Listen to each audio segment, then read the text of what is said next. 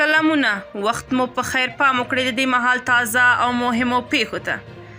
د عراق لومړی وزیر د هند او پاکستان ترمنځ د پیل شوي جګړې له امله پاکستان ته د روزنې په مخه لیږلي خپل 1500 سرتیري په عاجل ډول خپل هیواد ته وغوښتل. بلخوا د پاکستان لومړی وزیر وایي په وروستیو 12 ساعتونو کې د هند بریدونو له امله کشمیر کې 14 تنه ملکي وګړي وژل شوي او 50 نور ټپیان شوي. بلخوا د پاکستان لومړی وزیر وایي په وروستیو 12 ساعتونو کې د هند بریدونو له امله کشمیر کې 14 تنه ملکي وګړي وژل شوي او 50 نور ټپیان شوي.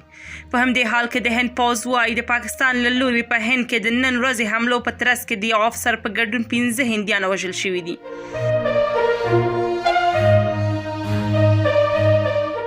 د ریاست الوزرا اقتصادي مرستیال ملا عبدالغني برادر د مس عینک پروژې د قراردادي شرکت له عمومي رئیس وانګ جي چنګ سره ولیدل. د ریاست الوزرا د اقتصادي معاونیت په خبر پاڼه کې راغلي چې ملا برادر په دغه لیدنه کې ویلي اسلامي امارت د مس عینک پروژې د پرمخ بیولو لپاره قراردادي شرکت ته ټولې لازمي اسانتیاوې برابر کړي. هغه د قراردادي شرکت څخه غوښتي ژر تر ژره د یادې پروژې ساختماني چارې پیل کړي او هغه ستونزې هوارې کړي چې د کارونو د ځنډ لامل شوي دي. د MCC شرکت عمومي رئیس وانګ جي چنګ هم ویلي د مس عینک پروژې په تړاو په ګڼو برخو کې پرمختګ شوی او دوی چمتو دي چې دغه پروژې د کانونو او پټرولیم وزارت سره په همغږۍ پر مخ یوسي.